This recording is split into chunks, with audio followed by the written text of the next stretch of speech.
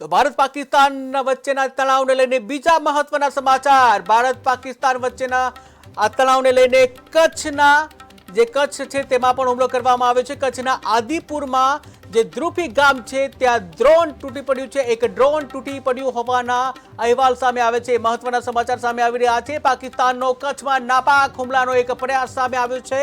કચ્છના આદિપુરમાંના જે ધ્રુપી ગામ છે આ ધ્રુપી ગામ નજીક એક ડ્રોન તૂટી પડ્યું છે। જ્યાં એક ડ્રોન છે તૂટ્યું હતું ત્યારે કચ્છના સરહદી ગામોમાં લોકોને ઘરમાં રહેવા માટે સૂચના આપવામાં આવી છે। પોલીસ અને સેનાએ આ ડ્રોનને કબજે કર્યું છે ત્યારે ગઈકાલે પણ કચ્છમાં હુમલાનો નાપાક પ્રયાસ કરવામાં આવ્યો હતો પાકિસ્તાન દ્વારા। તો મહત્વના સમાચાર સામે આવી રહ્યા છે।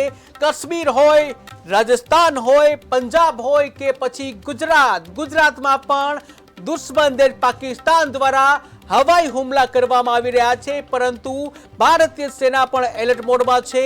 જ્યાં ભારતમાં S-400 જે ડિફેન્સ સિસ્ટમ છે આ ડિફેન્સ સિસ્ટમ થકી પાકિસ્તાન દ્વારા જે પણ ડ્રોન કે મિસાઇલ મોકલવામાં આવે છે તેને હવામાં જ ધ્વસ્ત કરી દેવામાં આવે છે। ત્યારે દુશ્મન દેશ પાકિસ્તાન દ્વારા ગુજરાત ઉપર પણ હુમલો કરવાનો પ્રયાસ કરવામાં આવ્યો છે। ગુજરાતના કચ્છમાં આ હુમલો કરવાનો પ્રયાસ કરવામાં આવ્યો હતો। કચ્છના આદિપુરમાં જે ધ્રુપી ગામ છે આ ધ્રુપી ગામમાં એક પાકિસ્તાની ડ્રોન તૂટ્યું હતું ત્યારે કચ્છના સરહદી વિસ્તારમાં રહેતા લોકોને ઘરમાં રહેવા, સુરક્ષિત રહેવા સૂચના આપવામાં આવ્યું છે।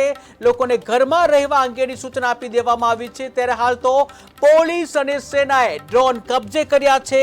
ગત રાત્રે ગઈકાલે પણ કચ્છમાં હુમલાનો નાપાક પ્રયાસ કરવામાં આવ્યો હતો।